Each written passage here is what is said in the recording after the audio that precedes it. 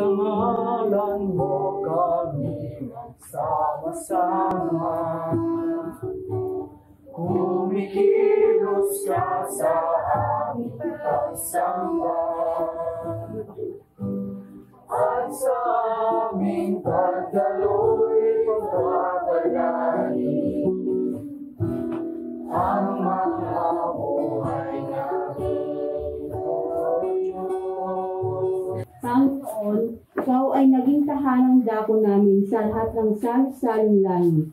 Bago nalabas ang mga bundok, o bago mo nilikha ang lupa at ang sanglibutan, mula nga ng walang pasimula hanggang sa walang hanggan, Ikaw ang Diyos.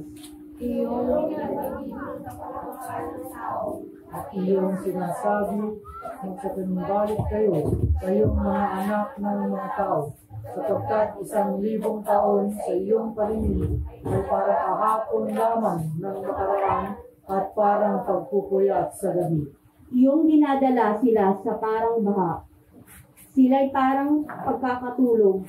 Sa kinaumagahan ay parang damo sila na tumutubo. Sa kinaumagaan ay namumulaklak at lumalago. Sa kinahapunan ay pinuputol at natutuyo. O Panginoon, hanggang kailan pa? At iyong ipapagsisisi ang tungkol sa mga lingkod mo. O busugin mo kami sa kinaumagaan ng iyong kagandahang loob, upang kami ay maganyak at matuwa sa lahat ng kaarawan namin. Pasayahin mo kami ayon sa mga kaarawan na iyong dinadalamhati sa amin, at sa mga taon na aming ikinakita ng kasamaan. Mahayag nawa ang iyong gawa sa iyong mga lingkod, at ang kalwalhatian mo sa kanilang mga anak. At sumaaming gawa ang kagandahan ng Panginoong aming Diyos, at iyong itatag sa amin ang gawa ng aming mga kamay. Oo, ang gawa ng aming mga kamay ay itatag mo. Tunay kang matapat, Diyos na nirahan, pinagbabago di nabiba.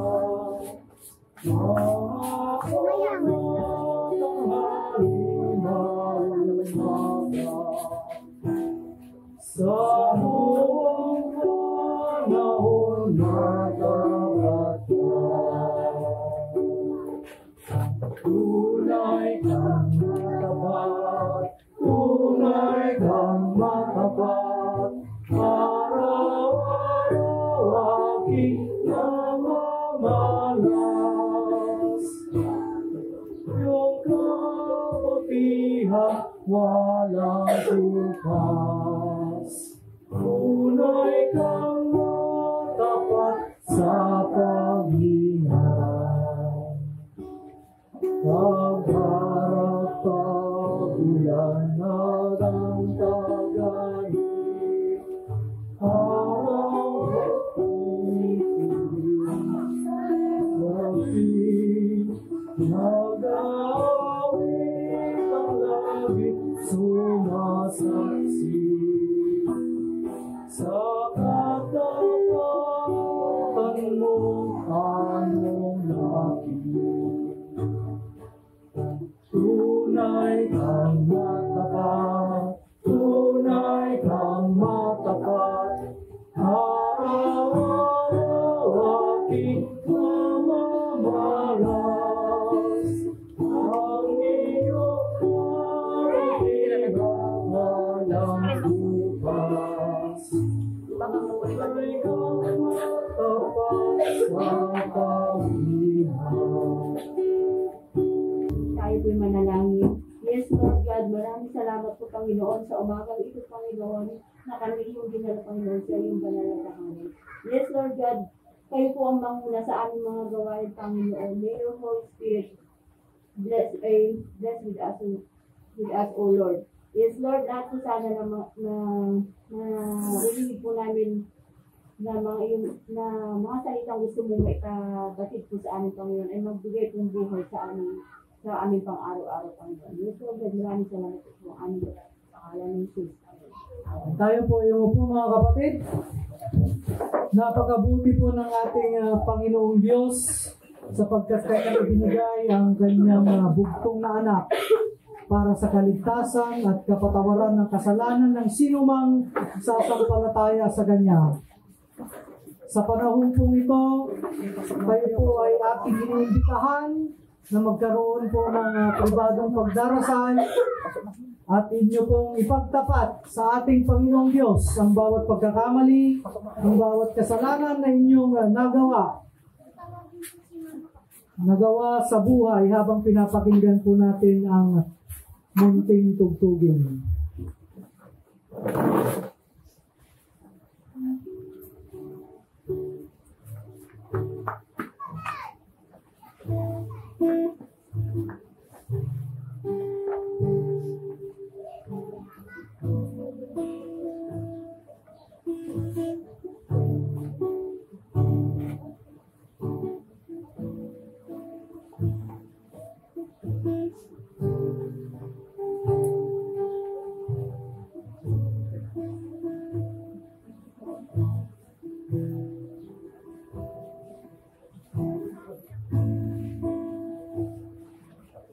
Hindi madamot ang ating Panginoong Diyos sa pagbibigay ng kapatawaran.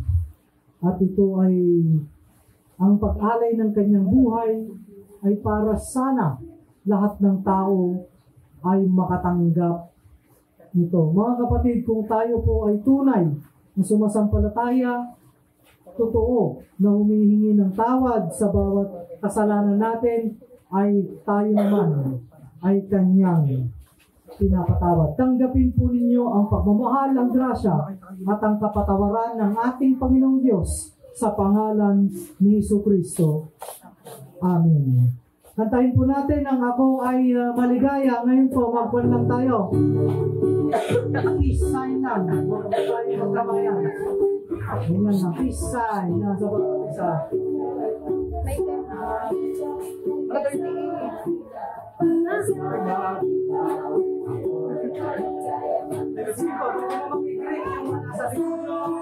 Good morning! Ako ay maligaya magkasama kita, magkasama kita, magkasama kita.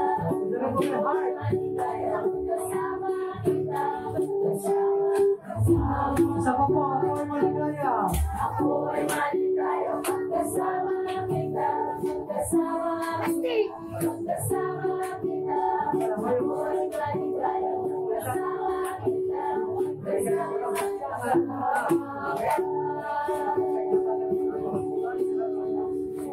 Sa pagbasa po ng banal na kasulatan, mga kapatid, ito ay matatagpuan sa unang Tesalonika, Kapitulo 2, versikulo 1 hanggang 8. Ang paglilingkod ni Pablo sa Tesalonika.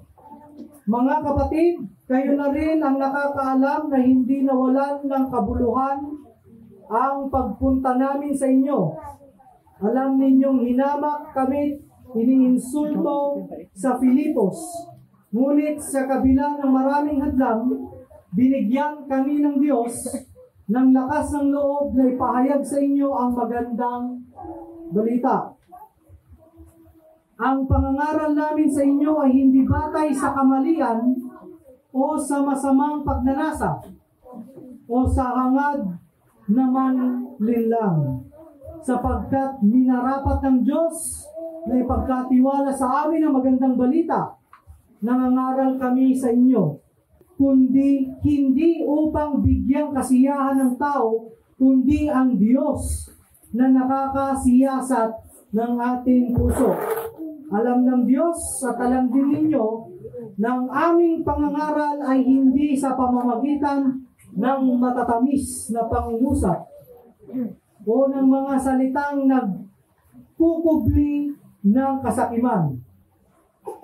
Hindi kami naghangad ng papuri ninyo o ninuman. Kahit na bilang mga apostol ni Kristo ay may katwiran kaming umasa ng ganoon. Ngunit naging magiliw kami sa inyo tulad ng isang mapagkalingang ina sa kanyang mga anak. Dahil sa laki ng aming pagmamahal sa inyo, hindi lamang namin inihandog ang aming sarili sa pangangaral sa inyo ng magandang balita, kundi maging ang aming buhay ay ihahandog din namin sa inyo. Ang salita po ng ating Panginoon.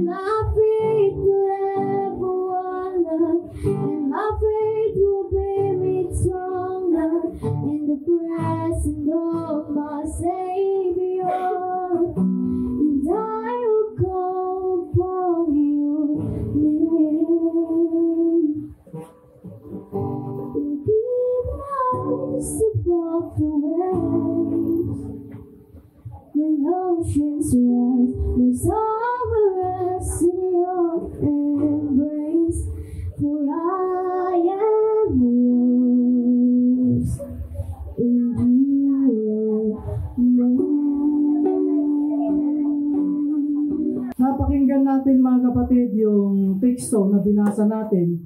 Ito ay sulat ni Apostol Pablo sa mga mananampalataya sa Thessalonica o yung tinatawag nating Thessalonians. Siya yung kumbagay masasabi nating nagpapastor doon.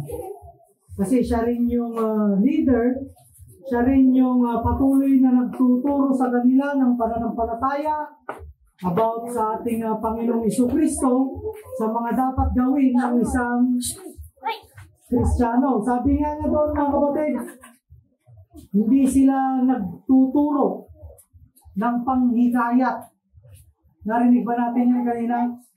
Hindi sila nagtuturo ng panghikayat. Pagka sinabi natin yung Panghikayat, ito yung mga katuruan na masarap pakinggan. Oo. Lalo na pagka sinabing, alam mo, pag naging Kristiyano ka, napakasaya, napakasarap ng buhay mo. Blessed na blessed ka palagi.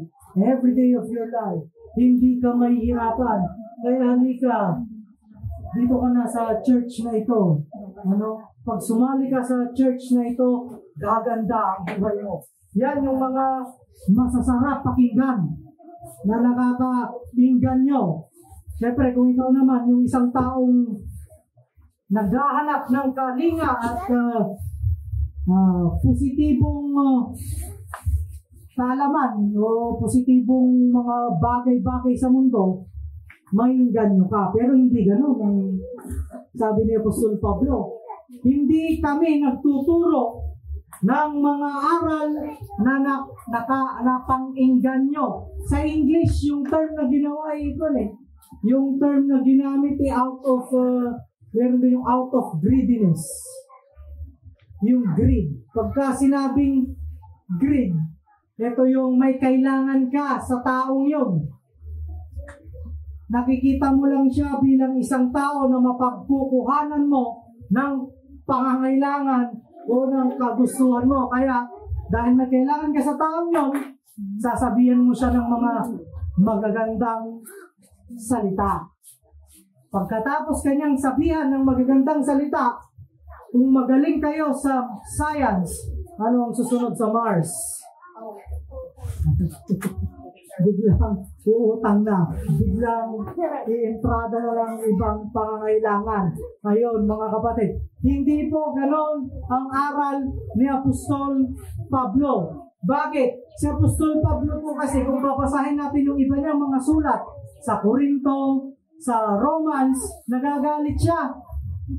Opo, pinapagalitan po niya yung mga miyembro. Pinapagalitan niya yung mga naniniwala at sumasampalataya sa ating Panginoong Jesucristo. Kino-correct po niya yung mga maling gawa. So, hindi po konsentidor sa Apostol Pablo. Bakit? Ganon niya kasi kamahal yung kanyang flock. Yung kanyang mga tupa. O, di ba ang pastor ay nag-aalaga ng tupa? Siya ay isang pastor na tagapag-alaga ng tupa. Handa siyang dumisiplina para lang maituwid yung direksyon ng buhay ng isang tao. Hindi ba ganyan din ang ginagawa ng mga magulang? Sa mga anak, pagagalitan yung anak, minsan papaluin. Bakit? Pagmamahal yun, mga anak. Pagmamahal yun. Kasi, kung bakit tayo pinapalo ay para tumatak sa atin yung sakit na mali pala yung ginawa natin. Ang kaso, sa panahon natin ngayon, yung mga kabataan ngayon, pag pinagalitan, babawi rin ang galit. Yung iba, ngayon, pinalo, abay, pupunta na sa Supreme Court, magpapagawa ng batas o sa Kongreso, magpapagawa ng batas na bawal nang pumalo. Bawal na kaming paluin. Ganyan lang mga kabataan ngayon, mga kapatid. Iba na. Iba na yung aral na tinatayuan nila. Hindi na yung tulad ng dati. Hindi na nga rin yung nais ng Biblia. Ang sabi ng Biblia, sa 10 utos ng Diyos, igalang ang iyong ama at ina. Meron pa bang anak na gumagalang sa ama at ina? Pakitaas nga yung mga anak na gumagalang pa rin sa ama at ina. Iba na, sabi ng Terzi, sumasagot na. Bakit? Ganun yung flow kasi ng generation natin. Habang tayo ay palayo, pagdating sa taon, nagbabago rin yung buhay, yung paraan ng buhay, pati pagdidisiplina sa buhay. Gumagaan ng gumagaan. Di ba ang teacher mo noon? Pagka pasaway ka, palalapasin ka sa classroom. Nasubukan ko yun. Noong elementary ako, yung teacher ko, pinaalis yung short ko, Isipin mo yun. Ano? Yung teacher ko noon, nung elementary ako, dahil may nakaaway ako, nasalita lang naman. Pinatayo ako sa harap. Bawat kaklase ko, pinagsusuntok ako. Sabi yung teacher ko, buhay ko yung teacher ko, Chair! Ano, grabe yung abuso na pala yun, no? Hindi, wag na yung paraan yung parte ng bugbugan. Pagka hindi ka gumawa ng assignment, pasusulatin ka ng teacher mo, I will not do it again. Sila nakaranas na. Meron pa bang gano'n? Isang napakahabang papel. Punuhin mo na back to back. I will not do it again. Yun ay paraan ng pag-disiplina. Pero siyempre, hindi ko rin maitatanggi na mayroong pag-disiplina na umaabot na sa pang-abuso. Pag ang pag-disiplina ay sobra-sobra na, dumarating ka na sa punto ng pang-aabuso. Kaya si Apostol Pablo bilang pastor ng mga tupa, hindi niya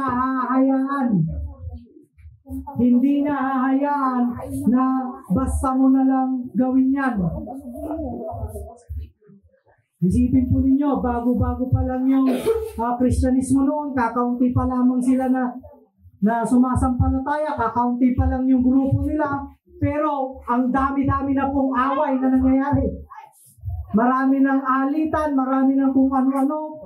Hindi na nakikita yung espiritu ng pagiging Christian sa kanila. At yung kadalasan ang nagiging dahilan kung bakit si Apostol Pablo ay nagagalit. Pero si Pastor, hindi nyo pa nakitang nagalit, ano?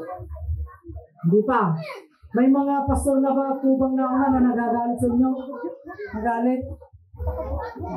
Si Ate Susan, parang may experience pinagalitan. Nagagalit. Pagsasabihan ka, patatamaan ka. Ganyan. Ginagawa yon ng nangangaral para magising ka sa katotohanan. Pero sa panahon ngayon, pag alam mo ikaw yung tinutukoy, lumipat ka na ng simbahan. Hindi maganda. Si Pastor, pinapatamaan na po sa kanyang sermon. Hindi, ang punto po nun ay para magising ka sa katotohanan na yung ginagawa mo ay mali. Ano yung isang mali? Tulad ng pagsusugal. Pag tinanong ko sa inyo, sino nagsusugal? May tatas niya kamay nyo? So wala rito nagsusugal. Nahuli kayo. Wala sir, nahuli. Muntik na kulong dahil nagsugal. Dahil ngayong pandemya, bawal magsugal. Alam niyo po kung bakit ang pagsusugal ay hindi maganda? Kasi yung pagsusugal, ang nagbuudyok doon ay yung kagustuhan mong dumami ang pera. Yung pera mo, pararamihin mo sa papaanong paraan. Sa pagkuha mo sa pera ng kapwa mo. Paano mo makukuha? Tatalunin mo siya sa isang laro. Yun ang sugal. Yung kasugalan ko pa, gusto naman niya. Paano kung yung kasugalan mo, yung pinatalo niyang pera, pambili pala nila ng pagkain na pamilya ng buong araw, napunta sa iyo? O hindi ba greediness na yun? Kaya mali ang pagsusugal. Yan. Kaya nga po, kung gusto nung yung taong yun na gustong magsugal, paano naman yung kapamilya niya, kapuso niya, kapatid niya na ayaw, na pwede sana niyang gamitin yung pera na ipapatalo niya sa ibang ibang mahalagang bagay tulad ng pagkain o kaya naman ipambili ng school supplies. Bakit? Kasi pag ikaw ay na-addict sa sugal, baka makagawa ka na ng mga kriminalidad para lang magkapera ka. Hindi ba ganyan ng mga drug addict? Handang pumatay, makakuha lang ng pera para mayroon silang pang-shabu. Kaya mga kapatid, bagamat shabu yun, balik tayo sa pagsusugal, hindi maganda ang pagsusugal. Kailan gumaganda ang pagsusugal? Pag sobrang yaman mo. Yung nagpatalo ka ng 1 milyon, tatawanan mo lang. Bakit? Kasi sa bangko, meron ka pang 1 bilyon. Okay lang. Pero kung ipapatalo mo 100, tinignan mo yung pera mo, wala ka nang natira, delikado yan. Masama na yan. Ang laki ng 100, kung yan lang ang katangi-tangi mong pera, di ba? Pero lumilit ang 100 pag milyon-milyon ang pera mo. Okay po. Kaya 100 na yun, kaysa ipatalo mo sa sugal, ay gamitin mo na lang sa mga bagay na importante. Yan. Kadalasan, pinapangaral ng mga pastor, yung mga ganon. At minsan pa, may nagagalit. Pagpasahin natin yung Korinto, napakarami po doon. Napakarami, hindi lang sa pagsusugal talaga yung binabanatan ni Apostol Pablo doon. So bakit ginagawa ni Apostol Pablo yun? Dahil gusto niyang alagaan yung mga tupa niya. Ayaw niya yung pabayaan. That is love sa kanyang neighbor. Ang pinaka teksto po natin sa linggong ito, yung nabanggit ko kanina, yung the 2 greatest commandments of Jesus Christ, of God. Pero alam nyo na, di ba? Memorize nyo na. Pag tinanong ko si Ate Babes, memorize nyo na yan, di ka tatanungin, di ba? So, hindi, okay na yun, automatic na yan, memorize na yan. Ano, si Auntie Nanette, memorize na yan, di ba Auntie Nanette? Sige nga, sample. Hindi na, huwag yung sample na yan. Ganon, ano. Kaya ngayon, pumunta tayo sa ginagawa ni Apostol Pablo. Pag ikaw yung isang taong nag-correct ng kapwa mo tao, anong nangyayari kadalasan? Away. Alitan. Sumasama ang loob. Pag yung isang tao, sinabihan mo, kapatid, mali yan. Mali yan, kapatid. Mali ka dyan. Pag sinabi mo ka, ganun na yung kaisipan natin ngayon eh. Hindi na tayo marunong umaksit ng pagkakamali. Kaya ang nangyayari, yung nagkukorek sa'yo, nilalayuan mo na. Iniiwasan mo na. Yung nagkukorek na tao yun, dumadami ang haters. Dumadami ang bashers. Dumarami yung mga taong ayaw siyang makita. Itsura pa lang. Pangalan pa lang, ayaw marinig.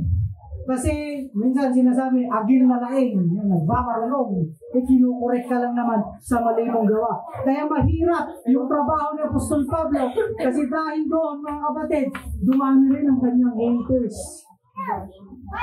Mahirap. Persecution.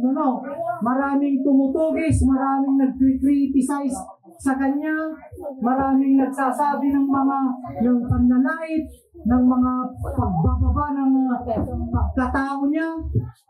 Pero alam niyo yung sabi niya, hindi na ginagawa yun para i-please yung tao o yung mga tupa doon sa Thessalonica. Ginagawa niya yung pangalaga na yun, na kahit dumami ang kanyang haters, na kahit pahirapan siya, para i-please ang ating Panginoong Diyos. Now, that is love to God. Yun yung pinakauna, di ba? So, ano ang makikita natin?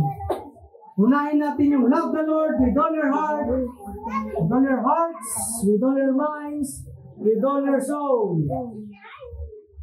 Sa Book of Mark, may katuloy yun, and with all your strength. Ito yun, persecution. Suffering. Pag gumagawa ka ng isang bagay para sa Panginoon, nagsasuffer ka. Nahihirapan ka. Kasi kalaban ka ng mundong ito. Ayaw na pag yung isang tao sinabi mo, ay, huwag kang maglalasing kasi masama yan. Ayaw ng mundo nun. Ayaw ni best friend nun. Kaya yung sinasabihan mo nun at yung mga kasama niya umiinom at naglalasing din, magagalit sa'yo. Persecuted ka ngayon. Pero ikaw, na ginawa yun, at nasaktan ka pa sa pagkukurek, sa pagsasabi mo ng tama, yun ang tanda ng iyong serbisyo at pagmamahal sa Panginoon. Amin po ba? Sino po sa inyo ang nahihirapan sa buhay dahil sa pag-serve sa ibang tao? pagtulong sa ibang tao. Sino po sa inyo yung nahihirapan magdisiplina ng anak? Taas ang kamay sa mga magulang. Ay, isa. Mabilis kang binaba. Sino dito yung nahihirapang maningil ng utang? Iba yun. Iba yun. Sino rito yung nahihirapang umiwas sa kamalian? Alam mo nang mali. Alam mong hindi maganda, pero ang hirap ialis yung sarili mo. Alam mo kung bakit? Kasi pag umalis ka doon sa alam mong mali, masakit yun. Masakit, masasaktan ka, mahirapan ka. Kasi yung katawan mo, yung pag-iisip mo, hindi sanay lumayo sa kasalanan, sa kamalian. Di ba kung sabi nga sa kasabihan, kung ano ang bawal, yun ang masarap. Kung ano ang mali, yun ang magandang gawin. Kung ano yung hindi katanggap-tanggap, yan ang exciting, no? Na planuhin. Pero yung paggawa ng kabutihan, hindi tayo sanay. Kaya nahihirapan tayo. Kaya nagsasuffer tayo. Kaya nape-persecute tayo. Kaya napapadapa tayo, napapaluhod bilang isang Kristiyano. Pero, kailangan natin gawin yun. Kailangan natin ituloy yun. Kailangan natin panindigan yung pagiging Kristiyano natin. Despite all the persecution, all the suffering. Bakit? Lahat kasi yun, ginagawa natin to please our one and only God in Jesus' name. Amen po ba? Amen. Ngayon, yung pangalawa, pag-aalaga. Tanong ko po, hindi ba patay na si Apostol Pablo? Sino na po ngayon ang mga Apostol Pablo? Yung mga bago pang teacher ngayon, ano po sila noon? Pagiging estudyante. Yung mga teacher natin ngayon at yung mga teacher natin noon, nauna silang naging estudyante. Nauna silang naging disipulo. Yung natapos sa akin, hindi na doon sa palakad-lakad. Kitang-kita si Jasmine sa camera. Shout out po sa mga nakakakilala kay Jasmine. Pastor Lee, huwag po kayong magagalit. Nag-aayos lang po. Okay lang po yun. Ayan, mga kapatid. Si Apostol Pablo, mga kapatid, naging estudyante din yan. Bago yan tinawag na apostol. Apostle Paul was a trained student pagdating sa kautusan doon sa Old Testament or yung mas tinatawag nilang Tanakh. Yun yung Old Testament sa atin ngayon. Trained siya at patuloy siyang tinuturuan ng Panginoong Jesucristo. Kaya, binigyan siya ng authority to teach, to preach, to be a pastor as well. Nung namatay si Apostol Pablo, sino ang nagtuloy? Yung mga tinuturuan niya. Yung mga tinuturuan niya ng mga tupa, nag-evolve. Hindi lumaki ha, nag-evolve, nagbagong anyo. Kasi sila ay naging pastor na rin. Yung mga yon, sila ay mayroong trabaho na ipangaral, mag-correct. I-correct yung mga pagkakamali ng iba at itama ang direksyon nila papunta sa ating Panginoong Diyos. Yun ang trabaho ng mga bagong pastor. Tanong ko po, ano kayo, tupa o pastor? Ilang taon na po kayong nagsisimba?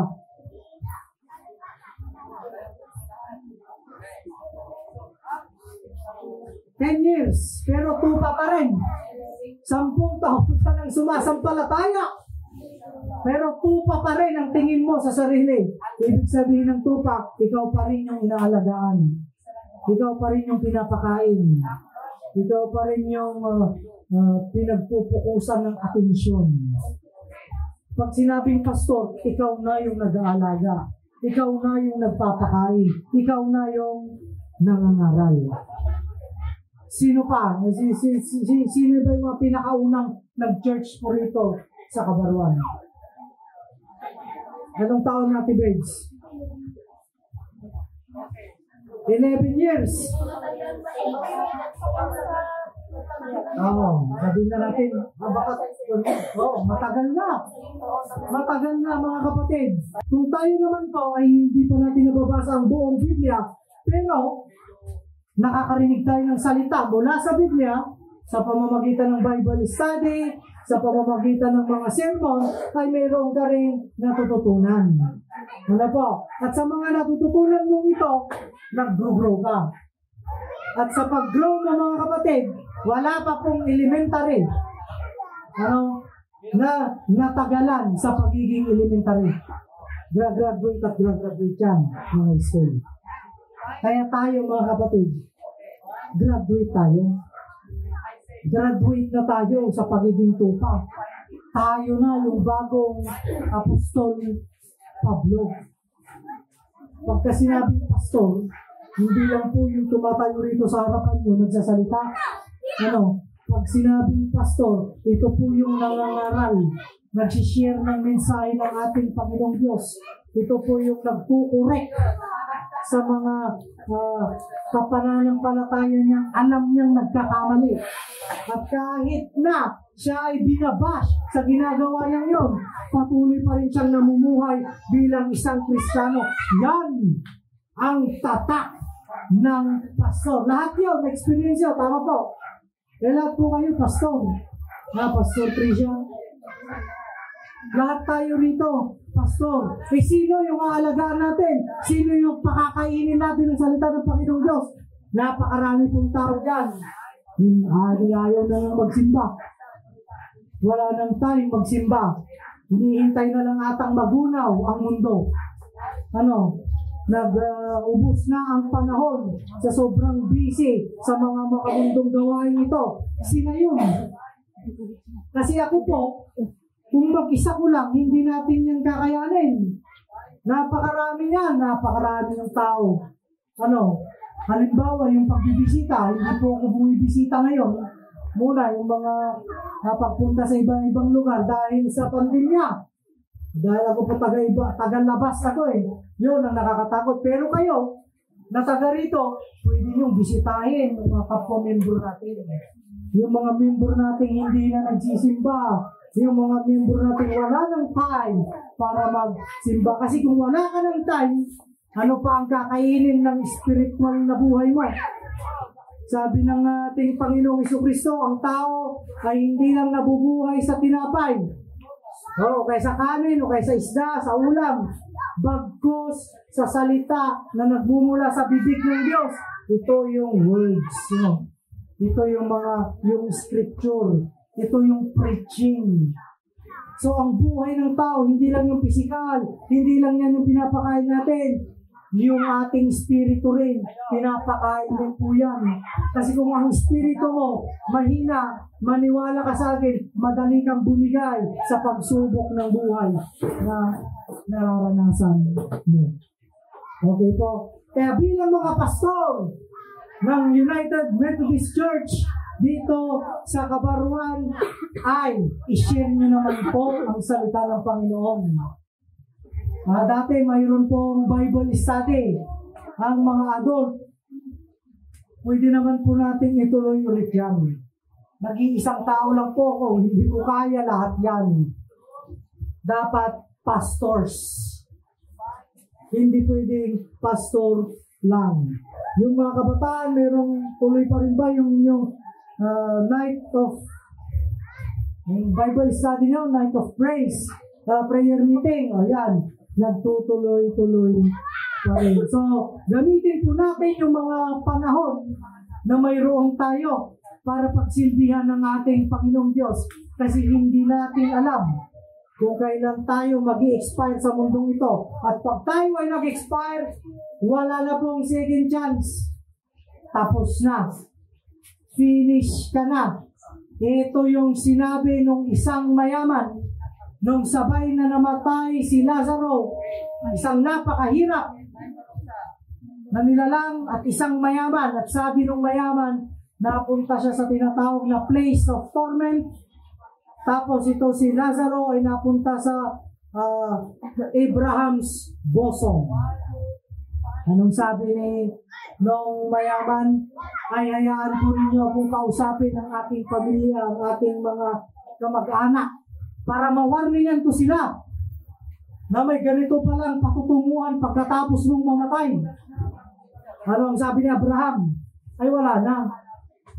Kasi nung marami na ang nangangaral na buhay, pag sa buhay, hindi pa sila naniwala, paano pa kaya sa'yo napatay? At saka kung ikaw ay patay na, hindi ka na rin lang naman makakabalik sa buhay, sa mundo ng mga buhay, kasi mayroong great chasm, parang shield, no? Ibang dimension ngayon. Nagsisi yung mayaman ngayon. Kasi yung buhay niya, inubos niya sa makamundo. Wala siyang naging time para kay Lord. Wala siyang naging time para mag-serve sa community, para mag-serve sa tao, lalong-lalo na kay Lazaro. Hindi man lang niya binihisan si Lazaro, mayaman yun na, hindi man lang niya pinakain, hindi man lang niya tinulungan. Yun ang balik sa kanya. Nung siya'y namatay, naipunta siya sa place of torment. Ano yung place of torment? Hindi pa po inferno yun, mga kapatid. Hindi pa yun yung lake of fire. Tinatawag siyang place of torment. So, torment, ano yung torment? Paghihirap.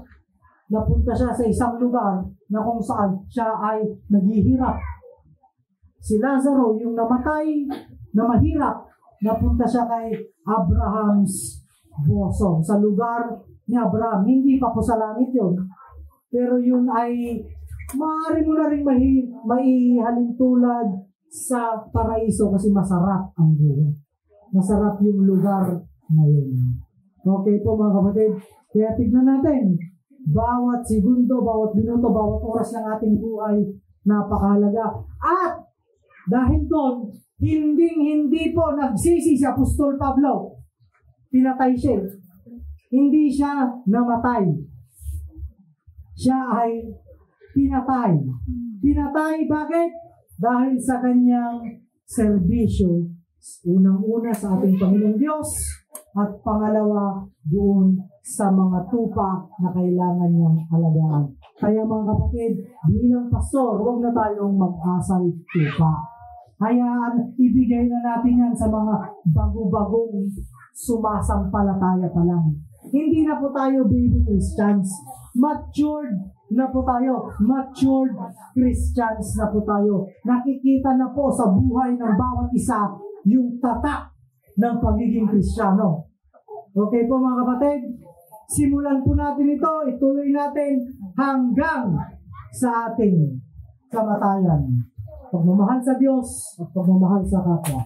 Sa ngalan ng Ama, ng Anak at ng Santo Espiritu. Amen.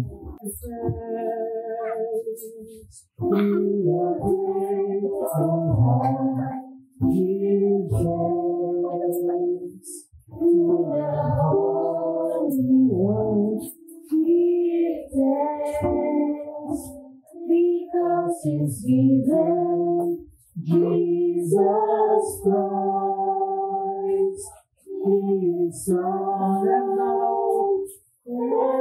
now let the weak say, I am strong. Let the poor say, I am rich, because of what the Lord has done for us. Give thanks. Masasalamat, Panginoon, ng lahat ng aming nakikita at lahat ng hindi namin nakikita. Bigyan po ninyo kami sa araw na ito ng sulap sa mga komplikasyon ng mundong ito at ng kasimplihan ng pamumuhay na nakasentro sa inyo. Pagmamahal namin sa inyo ng buong puso, kaluluwa at isip at pagmamahal sa aming kapwa. Pagpalain po ninyo ang aming mga alay, ngunit sa aming pagbibigay tulungan po ninyo kami doon ng aming atensyon sa iba pang batayan ng pagbibigay. Naway ang aming pagmamahal na pinapakita sa inyo at sa iba ay maging testamento sa aming sinusunod na siyang karapat-dapat sa aming pagsamba sa ngalan ni Jesus. Amen. Amen. Ulitin po natin ang pansarang himno. Blessed Assurance sa dialektong Tagalog. Blessed Jesus ay ating tulang.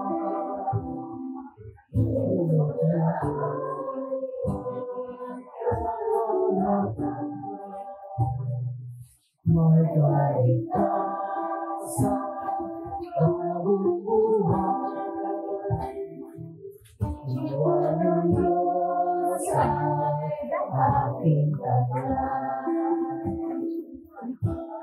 Ating palaging sasaysayin. Araw-gabi ko awitin. Ang Diyos ko'y pupurihin.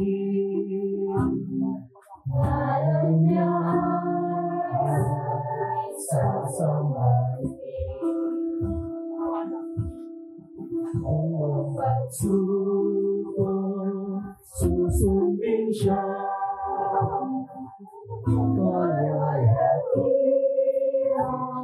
Ay nakikita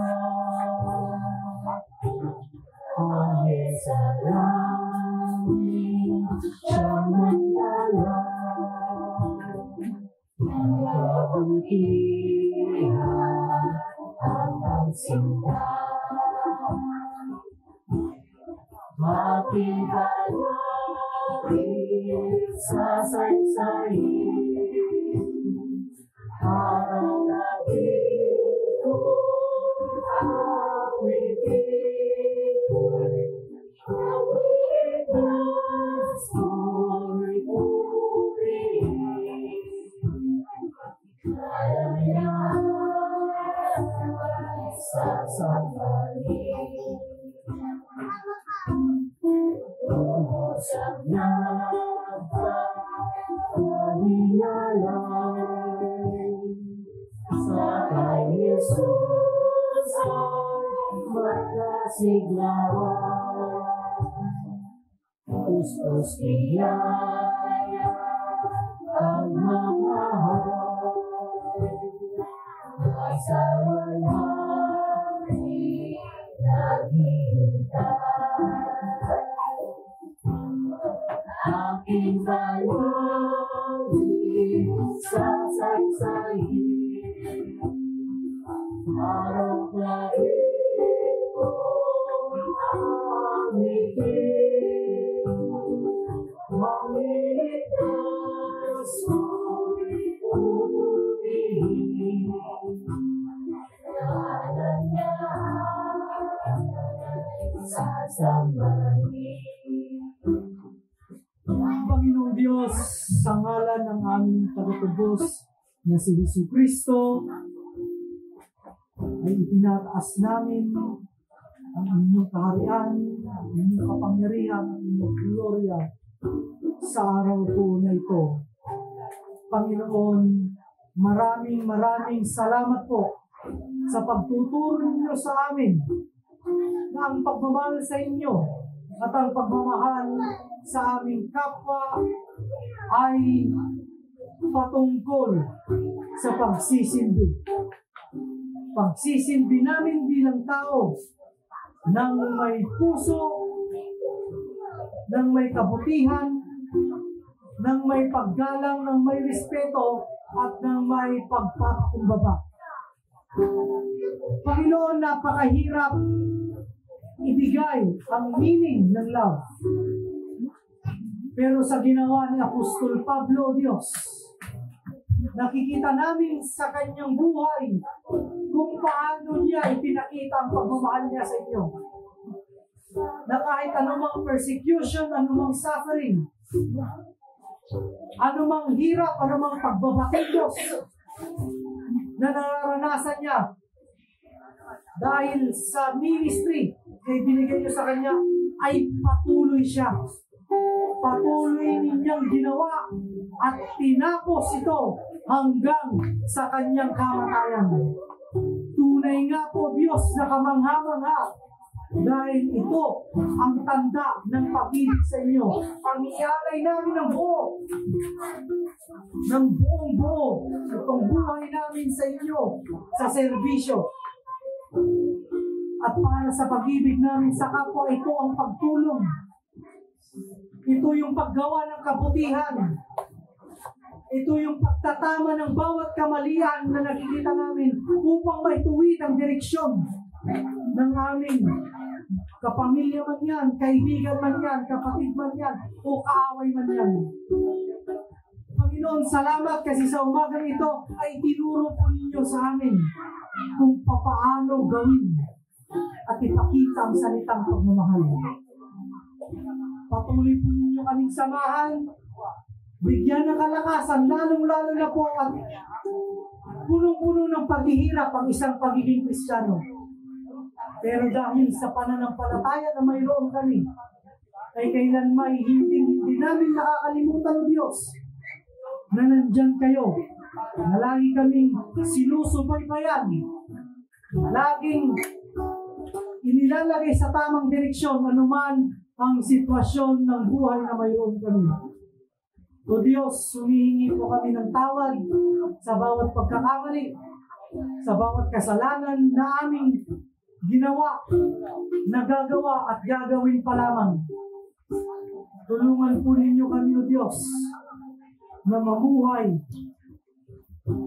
ng isang banal na karapat-dapat sa inyong paningin. Salamat po sa buhay sa mga kaluluwa na inyong tinawag upang muling makapakinig ng inyong salita, O Diyos. Patuloy po ninyong ibukas ang inyong walang hanggang grasya. Lahat po ng pangailangan nila, kayo po ang magbigay ng mga ito. Ibigay niyo rin po ang karapat-dapat na pangarap na dapat nilang pangarapin nang sa gayon hindi sila maligaw ng landas. Ipinapanalangin po namin ang buong komunidad ng Kabarwa ng mga leaders ito. Ganoon din po ang municipality ng San Tomas, ng Pangasinan, ng buong Pilipinas sa buong mundo. Ang mga leaders sa Diyos, gamitin po ninyo sila upang gamitin po ninyo sila ng may isa katuparan ng inyong plano para sa mundo ito. Salamat po, Panginoon. Ito po ang aming panalangin sa matamis na pangalan ng aming tagapagtanggol na si Jesucristo. Amen. Pagpalain ka nawa ng Panginoon at ingatan ka. Paliwanagin nawa ng Panginoon ang kanyang mukha sa iyo at mahabag sa iyo. Ilingap nawa ng Panginoon ang mukha niya sa iyo. Amen.